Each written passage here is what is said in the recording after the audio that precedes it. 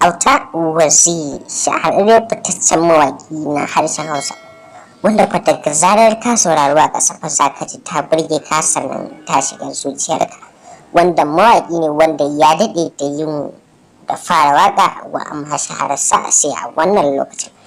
Assalamu alaikum yan uwa, barkamu da sake kasancewa da ku a cikin wannan yanayi namu, wato kuma a cikin wannan shiri namu mai salon burgewa sannan kuma wanda ya dauko mana shahararre sannan kuma fitaccen mawaki wato Auta Waziri, wanda a yanzu duniya take yayin sa sannan kuma take ci da shi.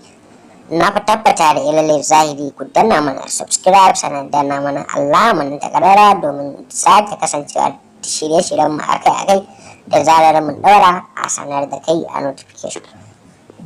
Na fi tabbata da ilalai zahiri mana sharing bidiyo namu da kuke zuwa group da kuke da su na wasu Facebook, Twitter har ma da na Instagram. Hakan yana matukar ƙara mana ƙwarin gwiwar ci gaba da zubo muku zafafan ayyukan mu akai-akai da zarar mun daura. Na fi tabbata da ilalai zahiri Auta Waziri ya kasance mawaƙi ne wanda ya fara waka a shekaru masu tsayi a baya, wanda shahararsa ta kasance a yanzu. Na fi tabbata da ilalai zahiri a wannan lokacin da zarar ka saurari waƙoƙin Auta Waziri to dole ne ma ka ji sun burge ka sannan kuma sun shiga zuciyarka a duk inda kake. Domin ka idan har kana buƙatar waƙoƙin soyayya da na salon burgewa, haka zalika da waƙoƙin shiga rai da zuciya, to fa sai ka saurari waƙoƙin wannan fasihi.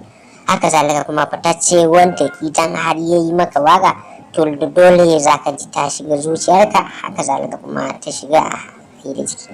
Na fi tabbata da ilalai zahiri Auta Waziri ya kasance mawaƙi ne wanda masaniya ta zo mana cewa sun fara waka ne ma tare da Naziru sarkin waka.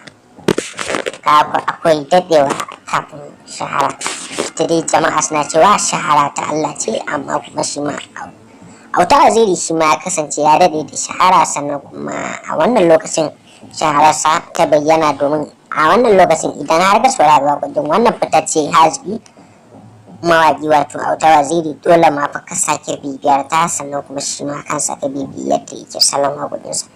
Shi ma fa ya kasance matashin mawaƙi ne wanda ya ba da gudunmawa 100% a fannin waƙa, sannan kuma yana da abubuwa masu burgewa da shiga zuciya a salon waƙoƙinsa. Domin hakan ne ma yasa muka ɗauko muku wato Auta Waziri sannan kuma mu yi muku bayani a kansa. Haka zalika kuma ku bibiye sa domin ku ƙaru a cikin salon waƙoƙinsa.